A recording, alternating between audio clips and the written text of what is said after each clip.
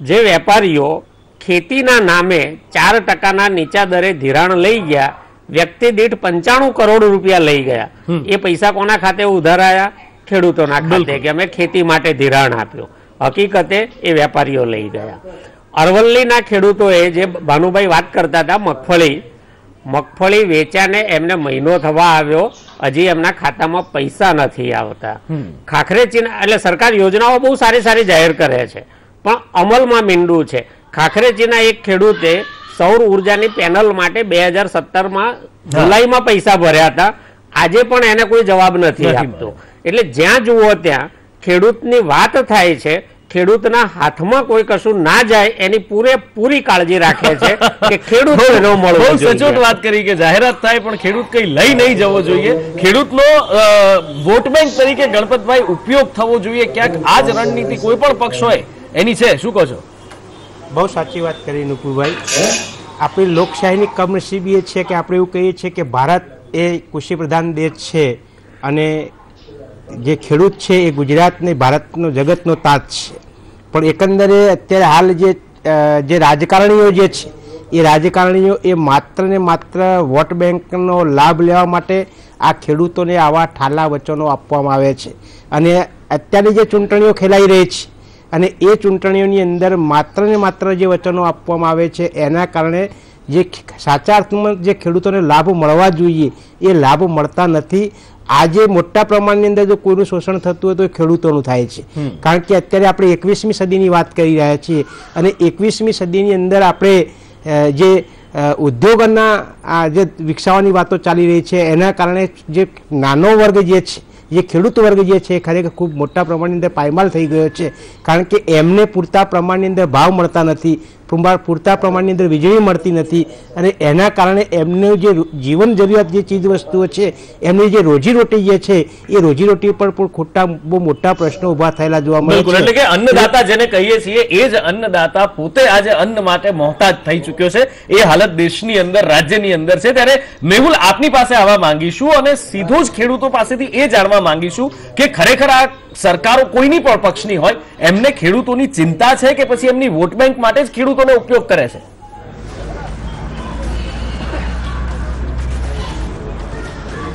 જી, એ જવાબ ખેડૂતો જ આપશે.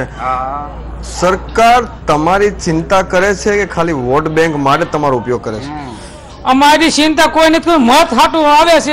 આ બીજા રાજ્યમાં અમને ધ્યાન માફ કર્યા તો અહીંયા હું એને થાય છે. અમારા તાત્કાલિક ધ્યાન માફ કરવા પડે. અમે ખેડૂત છીએ એટલે તાત્કાલિક અમારી રાહ સામે આ સરકાર અને મધ્યપ્રદેશ, રાજસ્થાન, હમણાં એના રાજ્યમાં આસામમાં માફ કર્યા પણ તો આ સરકાર ન્યાય ભાજપની છે, અહીંયા ભાજપની. તો વહેલી તકે અમારા ત્યાં માફ કરે, વીમા આપે અને રોડ રસ્તા, પાણી. બિલકુલ, એટલે કે તમામ પ્રાથમિક સુવિધાઓ, જી મેહુલ, તમામ પ્રાથમિક સુવિધાઓ ખેડૂતો ઝંખે છે એ નથી મળી.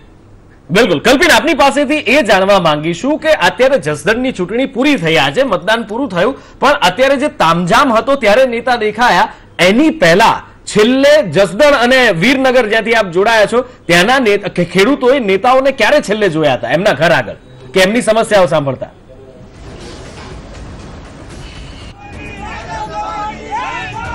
ચોક્કસથી નુપુર, જે આ પ્રશ્ન છે એનો જવાબ પણ આપણે લઈશું એના ખેડૂતો પાસેથી. ચૂંટણી પૂર્ણ થઈ અને હવે ખેડૂતો જે કહી શકાય કે નેતાઓને ક્યારે જોયા ચૂંટણી પૂર્વે અને નેતાઓ દ્વારા જે વચનો આપવામાં આવતા હોય છે એ શું પૂર્ણ થયા છે? સાહેબ, નેતા તો પૂર્ણ કરતા જ નથી. વાયદા મોટા મોટા વાતો કરીને વ્યા જાય છે.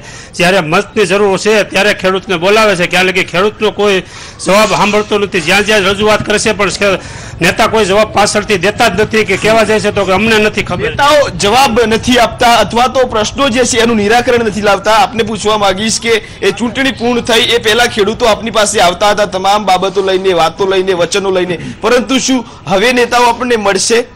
પેલા તેને બહુ વાતો કરતા હતા કે વાલા મિત્રો અમે તમને 10 કલાક વીજળી આપશું. હવે થોડાક દી ચૂંટણી પતે એટલે 8-10 દી આપે ને પછી બંધ કરી દે. અને હવે તો એ ડોકા છે નહીં તણાવવાના. હવે એ એમ કહે છે કે તમે અમારે ભેગા નથી, તમને તમારા કામ અમારે કરવાય નથી. એવું એવી રીતે હવે અમારાથી ગામડામાં આવવાના નથી. ચૂંટણી થાય ને ત્યારે જ સંસદ સભ્ય ધારાસભ્ય આવે, પછી તો કોઈ અમારા ગામડા હમું જોતું. ચૂંટણીનું જે મતદાન છે એ પૂર્ણ થયા ને હજુ એટલે ચૂંટણી વખતે નેતાઓ દેખાય છે પછી તો ડોકાતા નથી. ભાનુભાઈ, આ ખેડૂતો કહી રહ્યા છે મારું કહેવાનું છે કે વિનગરના ખેડૂતો હોય કે વિછિયાના ખેડૂતો હોય, અમે હર હંમેશ એમની બધાની વચ્ચે જ રહી છે. જસ્ટરનો બર્નિંગ પ્રશ્ન. તમે ખેડૂતોની વાત પણ નકારી દેશો એટલે આ ખેડૂત જૂઠું બોલે છે એવું કહેવા માંગો છો તમે? જરાય નકારતો નથી. ડુંગળીના લસણના હાલ કરીને ખેડૂતોની સાથે જ છે. ગીરનગરના ખેડૂતો ભાનુભાઈ ડુંગળીના લસણના હાલ કરીને વોટિંગ કરવા આવ્યા હતા. તમે એટલા બધા પૈસા આપી દીધા ડુંગળીના લસણના. ભારતીય જનતા પાર્ટીએ એમની મુશ્કેલી દૂર ભારતીય જનતા પાર્ટીએ પાકને એટલા બધા પૈસા આપી દીધા. હવે લોકો સોનાના એના બધા હારની જગ્યાએ આના હાર પહેરીને આવે છે. હલો, બિલકુલ બિલકુલ બિલકુલ આગળ પણ આ બાબતે ચર્ચા કરવી છે અને આગળ પણ નેતાઓ પાસેથી જવાબ તો લેવા છે કે ચૂંટણી વખતે જ કેમ દેખાવ છો, ચૂંટણી પછી ક્યાં ખોવાઈ જાવ છો, ક્યાં ગાયબ થઈ જાવ છો, કેમ ખેડૂત નથી દેખાતા. એક બ્રેક પછી પાછા આવીને આ જવાબ લઈએ. Welcome back. ચર્ચાને આગળ વધારીએ. બ્રેક પર જતા પહેલા ભાનુભાઈને અમે પૂછ્યું હતું પણ ભાનુભાઈએ તો ખેડૂતની વાતને જ નકારી દીધી કે ના ના અમે તો જનતાની વચ્ચે જ રહીએ. ખેડૂતો કહે છે કે અમારે તો ભાઈ ચૂંટણી પછી કોઈ દુખાતું નથી, કોઈ જોવા વાળું નથી. પણ ભરતભાઈ, વિપક્ષમાં આપ છો, વિપક્ષમાં પણ ક્યાંક તમામ જગ્યાએ વિપક્ષ નથી પહોંચી શકતું, શું કહો છો? સૌ પ્રથમ તો હું ભાનુભાઈની થોડી વાતોનો જવાબ આપીશ કે 22 વર્ષની ગુજરાતની સરકાર ભારતીય જનતા પાર્ટી, જે લગભગ મોદી સાહેબનું જ શાસન હતું અને 22માંથી 17 વર્ષ મોદી સાહેબ, 14 વર્ષ મોદી સાહેબનું હતું, બાકી કેશુભાઈનું બધું, અને 4.5 વર્ષની ભારતની સરકાર. એમનો જે રાજમુકુટ છે એમાં અમુક હીરા જડ્યા છે એ લોકોએ. એ હીરાઓનું નામ છે મગફળી કૌભાંડ, જમીન માપણી કૌભાંડ, પેટ્રોલ ડીઝલના ભાવ વધાર્યા, જીએસટીના ઓજાર, જે ખેતીના ઓજારો છે એની ઉપર જીએસટી લાદ્યો. આવું બધું નંબર ઓફ પ્રોબ્લેમ્સ જે કહેવાય ખેડૂતો માટે, એ કોઈ પ્રોબ્લેમ હતો નહીં પણ ભારતીય જનતા પાર્ટીએ ક્રિએટ કરીને ખેડૂતોને ગિફ્ટ કર્યો છે. એટલે આ જે જુવાળ છે ખેડૂતો, હમણાં જે તમારા રિપોર્ટમાં બધા જે આપણે કલ્પિતભાઈને બધાને જે સામે બોલે છે એ આ એનો એક રોષ છે. અને બીજી બાજુ કોંગ્રેસે જે વચનો આપ્યા એને પૂરા કર્યા. એટલે હવે 2019નો સમય પણ હવે નજીક આવી રહ્યો છે. આ એના પહેલાનો બધો જે 5 રાજ્યોમાં એસિડ ટેસ્ટ હતો એ એસિડ ટેસ્ટમાં પણ કોંગ્રેસ સફળ રહી છે 3 રાજ્યોમાં.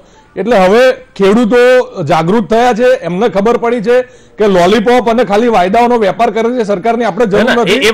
આપણી જરૂર એવી સરકાર હવે લાવી છે જેણે આઝાદીથી અત્યાર સુધી જે એગ્રીકલ્ચર ગ્રોથ છે કે આપણો ભારત દેશ એક કૃષિ પ્રધાન દેશ કઈ રીતે થયો, તો કોંગ્રેસે જે તે સમયોમાં જે એમની સરકારો હતી ત્યારે જે એમનાથી થતું હતું એ, કારણ કે નુપુર એક વસ્તુ આપણે સ્વીકારવી રહી કે આપણે જયારે આઝાદ થયા ત્યારે આપણી જોડે ટાંકણી બનાવવાની એનર્જી નથી, ત્યારથી અત્યારે આપણે ટેકનોલોજીનો અવ્વલ નંબર છે. જે કર્યું છે કોંગ્રેસે એનાથી જે થતું, પણ ભારતીય જનતા પાર્ટીએ ફક્ત વાતો કરી છે. એક સરકારને એનો શ્રેય કે કોઈ એક પક્ષને એનો શ્રેય ન જાય. આપણે ખેડૂતોની ચર્ચા ઉપર પાછા આવીએ. ભારતીય જનતા પાર્ટી ખાલી વાતોના વડા ખેડૂતોની ચર્ચા ઉપર પાછા આવીએ. ક્યાંક સાગરભાઈ આપને પૂછવા માંગુ છું કે જ્યાં ખેડૂતોના પ્રશ્નો હોય છે, જ્યાં મજબૂતીથી રજૂઆત મૂકવાની હોય છે, જ્યાં દમ દેખાડવાનો હોય છે, ખેડૂતોની પીઠ થાબડી કે અમે તમારી સાથે છીએ એમ એક હિંમત આપીને, ત્યાં કોંગ્રેસ ક્યાંક તો ઊણી ઉતરે છે. ભલે ભારતીય જનતા પાર્ટીના નેતાઓ ન ડોકાય પણ કોંગ્રેસમાં પણ ક્યાંક તો એ કચાશ રહે છે, નથી દેખાતા કોંગ્રેસના નેતાઓ પણ.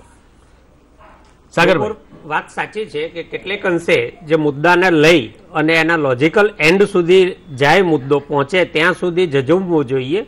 એ કરવામાં વિરોધ પક્ષ ક્યાંક ને ક્યાંક થોડો ઢીલો પડે છે. ક્યાં તો એમની શાલીનતા છે, કાં પછી એમની ઢીલાસ છે. ગુજરાતના ખેડૂતની સ્થિતિની વાત કરીએ તો દિવસે દિવસે ગુજરાતના ખેડૂતો એક તો ઘટતા હવે 48 લાખે આવી ગયા. સામે ખેત મજૂરો વધી રહ્યા છે, કારણ કે લેન્ડ એક્વિઝિશન એક્ટ હોય કે SIR એક્ટ હોય કે GIDC એક્ટ, જુદા જુદા કાયદાઓ નીચે જમીન સંપાદન બાય ફોર્સ પોલીસને આગળ કરીને થઈ રહ્યું છે. એમાં પણ ખેડૂતોની સંખ્યા ઘટતી ગઈ છે અને ખેત મજૂરોની સંખ્યા વધતી ગઈ છે.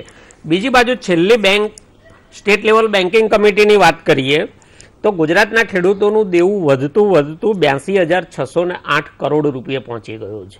જે સમૃદ્ધ ગુજરાત કહેવાય એનો ખેડૂત દિવસે દિવસે દેવામાં ડૂબતો જાય છે. 47,318 કરોડની ક્રોપ લોન અને 35,290 કરોડની ટર્મ લોન, 82,000 કરોડ, 82,608 કરોડના દેવામાં ગુજરાતનો ખેડૂત ડૂબેલો છે. જો ગણો તો 4200 કરોડની આજુબાજુ કંઈક NPA થાય ભરી શકાય એમ જ. આ છતાં બિલકુલ આ છતાં ખેડૂતનું NPA ઓછું છે, કારણ કે એની જમીન ત્યાં ગીરો પડેલી હોય. યસ, એટલે ખેડૂત બધી જ બાજુથી પીસાયેલો છે. સાગરભાઈ, ગણપતભાઈ, આપને પૂછવા એ માંગુ છું કે આખરે એવું તો શું છે ખેડૂતોની અંદર કે ચૂંટણી ટાણે જ ખેડૂત યાદ આવે, ચૂંટણી ટાણે જ એના દેવા માફ કરવાનું યાદ આવે, ચૂંટણી ટાણે જ એની વીજળી માફ કરવાનું યાદ આવે, ચૂંટણી ટાણે જ એના પાણી માટે લડવાનું યાદ આવે? આખરે એવું શું છે? બહુ સાચી વાત છે નુપુર, કારણ કે ખેડૂત તો ખૂબ ભોળા હોય છે અને એના ભોળપણનો લાભ આવા ઠાલા વચનો આપી અને આ રાજકારણીઓ મેળવતા હોય છે. ઉદ્યોગપતિઓ જે દેવાઓ કરે છે બેંકોમાંથી એમને માફ કરવાની ભારતીય જનતા પાર્ટીના ગડકરી વાત કરતા હોય માલ્યાની, અને ખેડૂતોના તમે જે દેવાઓ જે છે એ દેવાઓના માફની વાત તમે કરી શકતા નથી. કારણ કે દિવસે ને દિવસે ગુજરાતને સમગ્ર ભારતના ખેડૂતો જે છે એ ખૂબ મોટા પાયે પાયમાલ થઈ રહ્યા છે. નુપુર, મને એવું લાગી રહ્યું છે કે છેલ્લા ઘણા સમયથી આખા ભારતના રાજકારણની અંદર એક ખેડૂતોનું જબરજસ્ત આક્રોશ ઊભો થઈ રહ્યો છે, અને આ આક્રોશ એ કદાચ 2019ની ચૂંટણીનું પરિણામ કદાચ અલગ પ્રકારનું લાવીને ઉભું રહે એવું મને લાગી રહ્યું છે. બિલકુલ. તો હવે શું કરશો ભાનુભાઈ? આજે વિશ્લેષક કહી રહ્યા છે એક લાલ બત્તી છે તમારા માટે. નુપુર, એક વાક્ય. વિકાસ કરતા કરતા ગુજરાતનો ખેડૂત આવકમાં દેશમાં 12મા ક્રમે પહોંચી ગયો. બિલકુલ. તો સાહેબ હવે ડબલ કેવી રીતે કરશો આમાં ભાનુભાઈ? એટલે મેં તમને કહ્યું કે ભારતીય જનતા પાર્ટીની નેમ છે કે આ ખેડૂતને પગભર કરવા માટે શું કરવું જોઈએ. તો અમારું બધાનું સૂચન હતું કે એક તો ખાતરના ભાવ ઘટાડવા જોઈએ, એક તો એને ઉત્પાદનના ભાવ બરાબર મળવા જોઈએ, અને ત્રીજી વાત છે વીજળી ટાઈમસર ને પૂરા. તો આ સૂચન સરકારે સાંભળ્યું નહીં એવું લાગી રહ્યું છે અત્યારે તો, કારણ કે ભાનુભાઈ જે કહી રહ્યા છે એનાથી બિલકુલ વિપરીત પરિસ્થિતિ છે. ખેર જોવાનું એ છે કે હવે ચૂંટણીઓ પતી છે, હવે ખેડૂતોની સાથે કોણ આવીને ઉભું રહે છે અને ખેડૂતોના હામી કોણ બને છે. આપ સૌ ચર્ચામાં જોડાયા એ બદલ આપનો ખૂબ ખૂબ આભાર. Thank you.